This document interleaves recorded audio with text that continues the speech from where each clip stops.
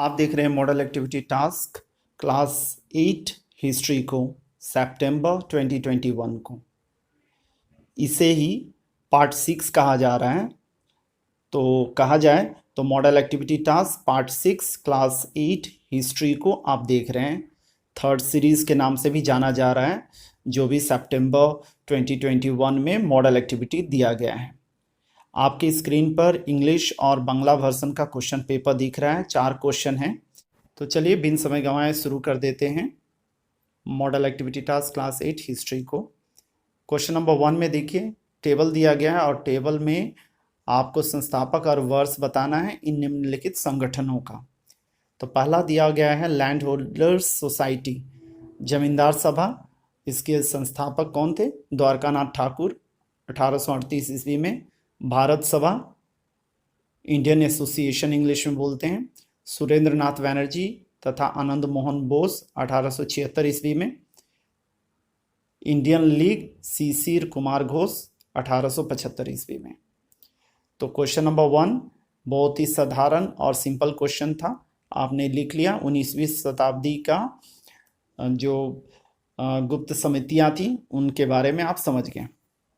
आगे बढ़ते हैं, क्वेश्चन नंबर 2 को देखते हैं। क्वेश्चन नंबर 2 में आपको सही या गलत बताना है। देखिए 2.1 में दिया गया 1876 ईस्वी में लॉर्ड नॉर्थब्रुक ने नाट्य अभियान नियंत्रण अधिनियम जारी किया, तो सही है। 2.2 बंगाल का विभाजन 16 अक्टूबर 1905 को लागू किया गया था, यह भी सही है। ठीक है। 2.3 को देखिए लाला लाजपत राय ने पंजाब में शिवाजी महोत्सव की शुरुआत की, तो यह गलत है क्योंकि आप जानते हैं लाला लाजपत राय यहाँ पर नहीं होगा। यहाँ पर क्या होगा? बाल गंगाधर तिलक ने महाराष्ट्र में शिवाजी महोत्सव की शुरुआत की थी।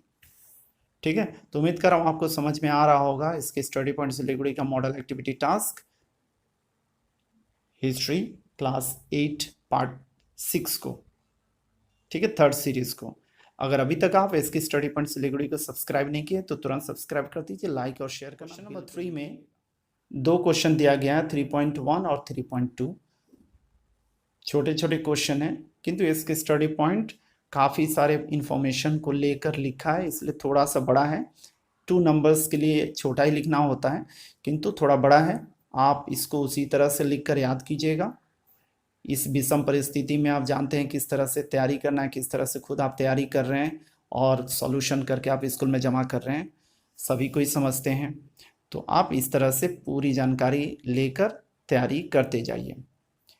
3.1 में दिया गया अर्थनीतिक राष्ट्रीयतावाद, इकोनॉमिक नेशनलिज्म क्या है?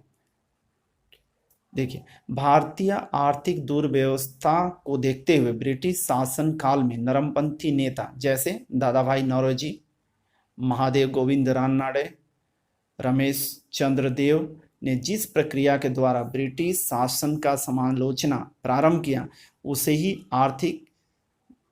अर्थनीतिक राष्ट्रीयतावाद के नाम से जाना जाता है। ठीक है, आर्थिक राष्ट्रीयतावाद भी बोला जाता है। ठीक है, अर्थनीतिक राष्ट्रीयतावादियों का मूल लक्ष्य था भारतीय दरिद्रता को दूर करना और ब्रिटिश शासकों के बीच संपर्क स्थापित करना। इनका उद्देश्य था भारतीय उपनिवेशिक शासकों के चरित्र को भी प्रकट करना। भारतीय भूमि अंग्रेजों के लिए कच्चा माल की भूमि थी। यहाँ के कच्चे माल से तैयार वस्तु को भारतीय बृहद बाजार और दुनिया के अन्य देशों में ब्रिटिश सरकार विक्रय करती थी। भारत ब्रिटेन के लिए मूलधन के रूप में प्रस्तुत था, जिसका अधिकांश लाभ ब्रिटेन चला जाता था। इसके फलस्वरूप भारतीय कृषि उद्योग सभी ध्वंस हो गए। ठीक है, जितने भी उद्योग थे सभी ध्वंस होने लगे, उन्नति रुक गया, है ना। नरमपंथियों के द्वारा इसे ही ड्रेन ऑफ वेल्थ, संपदा का निर्गमन कहा गया। ठीक है, कहकर संबोधित किया गया। संपदा का निर्गमन कहकर संबोधित किया गया। इस लाइन को आप याद करके रखिएगा। संपदा का निर्गमन मूलधन के रूप में समझा जाता था। सोचिए जो सामान कच्चे माल यहाँ ही से निकाला गया, उसी से जो सामान बनाकर यहाँ पे भारत में लेके आते थे और बिक्री करते थे, और सोचिए यहाँ से कमा के जो भी पैसा था, जो भी संपत्ति थे, सब ले जाकर इंग्लैंड में ले जाकर उन्नति करता था। तो इस कारण से जो भी ड्रेन ऑफ वेल्थ होता था, उससे हमारी आर्थिक उन्नति नहीं हो पाती थी। उनका कहना था कि इस प्रकार संपदा निर्गमन से भारतीय अर्थव्यवस्था ध्वंस कर दिया जा रहा है। साथ ही कृषकों से अधिक टैक्स लेना प्रारंभ किया गया था, ठीक है, जो उन्हें और भी असहाय बनाकर रख दिया। भारतीय वस्तुओं के निर्यात पर टैक्स बढ़ना, विदेशियों के माल पर टैक्स मुक्त करना भारतीय शिल्प के लिए हानिकारक था। शिल्प से जुड़े किसान तथा कृषि का भी पतन हुआ। इस कारण व्यवसाय छोड़ कृषि और वहाँ भी शोषण से भारतीय लोग और भी गरीब होते चले गए। इन विषयों को रोकने और विरोध करने के लिए एक राष्ट्रीय अर्थनीति बनाने की भावना अर्थ नैतिक राष्ट्रीयतावाद को मजबूत बनाया था। तो इतना पॉइंट आपको लिख लेना है। आप चाहें, आपकी इच्छा है, आप चाहें तो पहला पैराग्राफ ही लिखकर आप छोड़ सकते हैं, छोटा क्वेश्चन यहाँ तक लिखकर छोड़ सकते हैं। आप चाहें कि नहीं मैं छोटा ही लिखूंगा तो यहाँ तक भी लिखकर आप छोड़ सकते हैं, कोई दिक्कत नहीं है। आपका मार्क्स शायद नहीं काटा जाएगा, फिर भी मैं कहूँगा लिख के रखिए, कोई दिक्कत नहीं है। आपके पास तैयार होकर आंसर रहेगा, अच्छी बात होगी। आगे बढ़ते हैं क्वेश्चन नंबर 3.2 के लिए। इल्बर्ट बिल ने विवाद क्यों पैदा किया? देखिए ध्यान से पढ़िए। यूरोपियों के किसी मुकदमे का निर्णय केवल यूरोपीय न्यायाधीश ही करेंगे। देखिए इस पॉइंट को समझिए। भारतीय न्यायाधीशों और मजिस्ट्रेटों को उनके मुकदमे देखने का अधिकार नहीं होगा। यही सबसे बड़ा झगड़े का जड़ था या विवाद का जड़ था। यह पक्षपातपूर्ण था, इससे मनमानी करने का पूर्ण अधिकार था। वायसराय लॉर्ड रिपन ने के कानूनी सचिव इल्बर्ट ने इसमें सुधार किया तथा भारतीय इस मुकदमे को देख सकते हैं कहकर बताया। और क्या किया? इसका विरोध अंग्रेजों ने किया, जबकि भारतीय ने इसका स्वागत किया। सन 1884 ईस्वी में इस पर संशोधन कर अंग्रेजों के जूरी बैठाने के मांग पर इसका निर्णय हुआ, जो अंग्रेजी पक्षधर था। तो देखिए जो लोग चाहते थे वही चीज़ हो गया, ठीक है। तो उम्मीद कर रहा हूँ आपको समझ में आ रहा होगा। अगर कुछ कन्फ्यूजन हो तो कमेंट सेक्शन में जाकर लिखिएगा ज़रूर। इससे पता चल जाता है कि हाँ आपको कन्फ्यूजन कहाँ पे है या क्या दिक्कत हो रही है। तो समितियाँ हैं बंगाल की 20वीं शताब्दी की, उस पर चर्चा करना है। जी हाँ, स्वतंत्रता के पहले 1947 के पहले जो भी गुप्त समितियाँ थी उन पर चर्चा करना है बंगाल में, ठीक है। तो चलिए देखते हैं। 20वीं शताब्दी के शुरुआत में, यहाँ पर देखकर समझिए, 20वीं शताब्दी के शुरुआत में बंगाल में विकसित जो गुप्त समितियाँ थीं उनमें से अनुशीलन समिति, युगांतर और ढाका अनुशीलन समिति प्रमुख थे। इनके बारे में हम लोग डिटेल्स में थोड़ा स्टडी करेंगे, थोड़ा बड़ा होगा, आप उसी तरह से स्टडी कीजिए, समझिए कि क्या है, क्योंकि अगर आप चाहें तो छोटा करके लिख सकते हैं। और मैं बोल रहा हूँ क्योंकि आप इसको अच्छी तरह से समझ जाएंगे तो आपके लिए काफ़ी हेल्पफुल रहेगा। अनुशीलन समिति को देखते हैं। देखिए 24 मार्च 1902 को अनुशीलन समिति की स्थापना की गई, ठीक है। यह पहली गुप्त समिति थी। प्रारंभ में कलकत्ता की इसकी स्थापना कहाँ हुई थी? देखिए कलकत्ता की अनुशीलन समिति के नाम से भी विख्यात है यह। इसका नाम क्या था? भारत अनुशीलन समिति था। बाद में प्रमथनाथ मित्रा ने इस समिति का नाम बदल करके अनुशीलन समिति कर दिया। अनुशीलन समिति तत्कालीन बंगाल के प्रत्येक गुप्त समाज की अग्रदूत थी, क्योंकि अन्य सभी रहस्य अनुशीलन समिति के एक भाग के रूप में समाजों का गठन किया और बाद में वे विभाजित हो गए, ठीक है। इस चीज़ को समझ जाइए आप। यहाँ पर यह भी समझ लीजिए कि जो अनुशीलन समिति था भारत अनुशीलन समिति के नाम से विख्यात था, बाद में वह अनुशीलन समिति के नाम से प्रसिद्ध हो गया, ठीक है। देखिए, उन दिनों समिति का मुख्य आदर्श वाक्य था मातृभूमि को मुक्त करना। जब बंगाल के विभाजन 1905 में हुआ, मतलब की घोषणा की गई, तब अनुशीलन समिति, देखिए, की गई, तब अनुशीलन समिति को विस्तार करने का एक शानदार अवसर मिला। देख रहे हैं, न केवल कलकत्ता में बल्कि गांव और बंगाल के अन्य शहरों में समिति की शाखाएं और खोली गई। ठीक है, विस्तार किया गया। बंग विभाजन की योजना, इसके विरुद्ध जनाक्रोश की भावना और सरकारी दमनात्मक कार्रवाइयों ने क्रांतिकारी कार्रवाइयों को प्रसार करने में मदद किया। ठीक है, ये सारे पॉइंट्स अब आप लिखिए, याद कीजिए। आप चाहें तो यहाँ से लेकर छोटा करने के लिए आप छोड़ सकते हैं, किंतु छोड़िएगा मत। ठीक है, क्योंकि अच्छा नहीं दिखेगा। आप बड़ा ही लिखिए आंसर, उससे कुछ होगा नहीं। आप बड़ा लिखिएगा तो आपके लिए फ़ायदा करेगा, आप याद कर पाएंगे, आपको विस्तृत जानकारी मिलेगी। यहाँ पे देखिए, सतीश चंद्र बासु प्रमथ नाथ मित्रा बैरिस्टर थे, जिनको बैरिस्टर मित्रा के नाम से भी जाना जाता है, या पी मित्रा के नाम से भी विख्यात है। और जतीन्द्र नाथ बंदोपाध्याय स्वामी निरालंबो प्रमुख अनुशीलन समिति के सदस्य थे। यहाँ पर यह चीज़ बता देता हूँ आपको, सतीश चंद्र बासु जो थे, इन्होंने ही भारत अनुशीलन समिति का नाम प्रस्तुत किया था। उन्हीं के कहने पर यह नाम रखा गया था, किंतु बाद में प्रमथनाथ मित्रा ने उस नाम को हटाकर केवल अनुशीलन समिति कर दिया। तो चलिए आगे बढ़ते हैं और समझते हैं कि क्या है अनुशीलन समिति। देखिए, अनुशीलन समिति को ब्रिटिश सरकार द्वारा प्रतिबंधित कर दिया गया था। 1908 में अवैध घोषित कर दिया गया। इसके परिणाम स्वरूप 49 कर्नवालिस स्ट्रीट की गतिविधियों को कुछ समय के लिए रोकना पड़ा।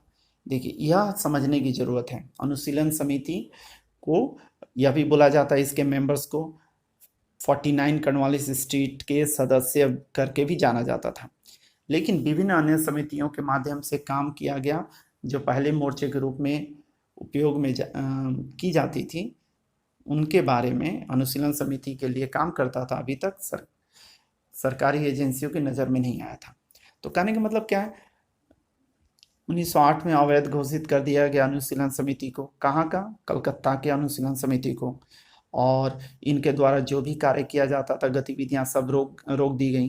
किंतु इनको मदद करने वाली जो भीतरी समितियां थी, उनके बारे में सरकार को पता नहीं चल पाया और ना ही वो उस पर कोई कार्रवाई कर पाई। यही चीज़ बताने का यहाँ पे उद्देश्य है, ध्यान से समझ लीजिए।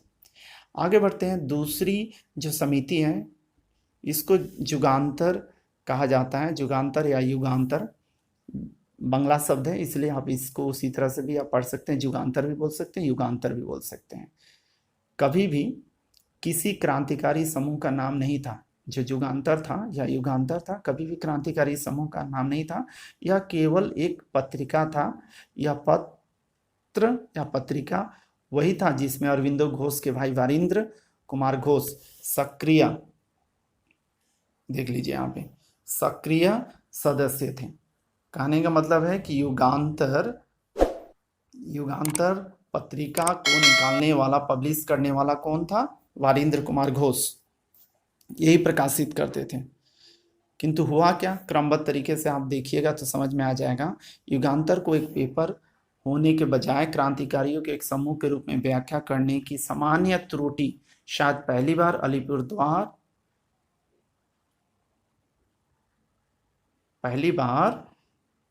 अलीपुर बम मामले में, अलीपुर कंस्पिरेसी केस के ट्रायल के दौरान की गई थी। ठीक है, तो अलीपुर बम मामला जो था, उसी में जब सुनवाई हो रही थी, तो उसी समय युगांतर पेपर जो पत्रिका था, उसके जगह में इसको युगांतर पार्टी करके घोषित किया गया। तो इस कारण से क्या होगा, यह एक दल के रूप में रिकॉर्ड में हो गया। और उसके बाद से यह स्पष्ट हो गया कि अरविंद घोष के भाई वारिंद्र कुमार घोष ने कलकत्ता के मानिकतला में एक गुप्त क्रांतिकारी केंद्र युगांतर स्थापित किया था। ठीक है, तो युगांतर को यह भी बोला जाता है मानिकतला हाउस का। मानिकतला जो है, मानिकतला गार्डन हाउस या स्ट्रीट हाउस का एक क्रांतिकारी समूह इस तरह का भी माना जाता था। ठीक है, सरकार ने अवैध हथियारों की तलाशी के संबंध में मानिकतला उद्यान और कलकत्ता में तलाशी ली और 34 व्यक्तियों को बंदी बनाया, जिसमें घोष बंधु कौन, अरविंद घोष और वारिंद्र घोष दोनों भाई सम्मिलित थे। इन पर अलीपुर षड्यंत्र का मुकदमा बना। मुकदमे के दिनों में सरकारी गवाह नरेंद्र गोसाई जो था उसको जेल में ही हत्या कर दिया गया। फरवरी 1919 में, ठीक है, सरकारी वकील की भी हत्या कर दी गई। 24 फरवरी 1910 को उप पुलिस अधीक्षक की कलकत्ता उच्च न्यायालय के बाहर आते समय हत्या कर दी गई। इस षड्यंत्र में अनेक व्यक्तियों को फांसी की सजा दी गई। युगांतर दल के सदस्यों में वारिंद्र कुमार घोष, हरिश्चंद्र मलिक, हेमेंद्र नाथ घोष, उपेंद्र नाथ बंदोपाध्याय, शिशिर कुमार घोष प्रमुख थे। ठीक है, अब आगे बढ़ते हैं, हम लोग देखते हैं ढाका अनुशीलन समिति। जब कलकत्ता में अनुशीलन समिति की स्थापना प्रमथनाथ मित्रा ने कर दिया, उसके बाद में क्या हुआ, उसी समय वो चले गए ढाका, और ढाका में भी 3 साल के बाद वहाँ पर अनुशीलन समिति बनाए। ठीक है, तो आगे पढ़ते हैं, देखते हैं, समझते हैं। अनुशीलन समिति, जो कलकत्ता अनुशीलन समिति की शुरुआत 1902 में हुई, की स्थापना के 3 वर्ष बाद, महज 3 साल बाद, जिसका मुख्यालय कहाँ था, 49 कर्नवालिस स्ट्रीट में था, इसके उत्तराधिकारी ढाका अनुशीलन समिति की स्थापना हुई। ढाका अनुशीलन समिति की स्थापना 1905 में हुई थी। बैरिस्टर प्रमथनाथ मित्र जो कलकत्ता अनुशीलन समिति के संस्थापक थे या फिर बोलेंगे निर्देशक थे, ठीक है, वो क्या कहाँ पहुँच गए ढाका, और वहाँ पर स्थापित किया अनुशीलन समिति, जिसको ढाका अनुशीलन समिति कहा जाता है। 1905 में उनके साथ बिपिन चंद्र पाल भी गए हुए थे। वहाँ पुलिन बिहारी दास से मिले। काम करने के उनके उत्साह और उनके उत्कृष्ट संगठनात्मक कौशल को देखकर पी मित्रा ने पुलिन बिहारी दास को ढाका अनुशीलन समिति की जिम्मेदारी छोड़ दी और कलकत्ता वापस आ गए। ठीक है, यहाँ तक आप समझ के रखिए। अगर आप बोलिएगा कि नहीं पुलिन बिहारी दास ने ही ढाका अनुशीलन समिति की स्थापना की, तो वेल कोई दिक्कत नहीं है। ठीक है, दोनों ही सही है, तो इसलिए आप सही से लिखिएगा, बताइएगा कि पी मित्रा की मदद से पुलिन बिहारी दास ने ढाका अनुशीलन समिति की स्थापना की, तो कोई दिक्कत नहीं है। पुलिन बिहारी दास के साथ सतीश चंद्र के समान ही संगठनात्मक कौशल थे। पढ़ लिए, देख लिए। पुलिन बिहारी न केवल ढाका समिति के प्रभारी थे, बल्कि पी मित्रा द्वारा उन्हें एक बड़ा कार्य भी दिया गया था। जुलाई 1910 में ढाका में अराजक अपराधियों की व्यापकता के कारण गिरफ्तारियां की गई। क्राउन के खिलाफ, ताज के खिलाफ, मतलब ब्रिटिश शासक के खिलाफ साजिश रचने के आरोप में गिरफ्तार किए गए लोगों के खिलाफ मामला दर्ज किए गए। इन नामों में पुलिन बिहारी दास का नाम था, जिन्हें एक बार 1908 में निर्वासित किया गया था, लेकिन 1910 की शुरुआत में वापस जाने की अनुमति दी गई। ठीक है, 7 साल के कठोर कारावास की सजा सुनाई। देश के आज़ाद होने के 1 साल बाद 17 अगस्त 1948 को पुलिन बिहारी दास का निधन हो गया। ठीक है, आप अपनी स्क्रीन पर थंबनेल्स देख रहे हैं हिस्ट्री का, जो हम लोग कवर कर रहे हैं इस वीडियो में। परिवेश परिचय का भी थंबनेल देख रहे हैं, इसको आप देख चुके होंगे। इसकी स्टडी पॉइंट सिलीगुड़ी के प्लेलिस्ट का यूज़ कीजिए और सारे वीडियोस जाकर आप देख लीजिए। सभी के सॉल्यूशंस क्रमबद्ध तरीके से उपलब्ध हो रहे हैं, आप जाके देखिए, स्टडी करते जाइए। आगे बढ़िए।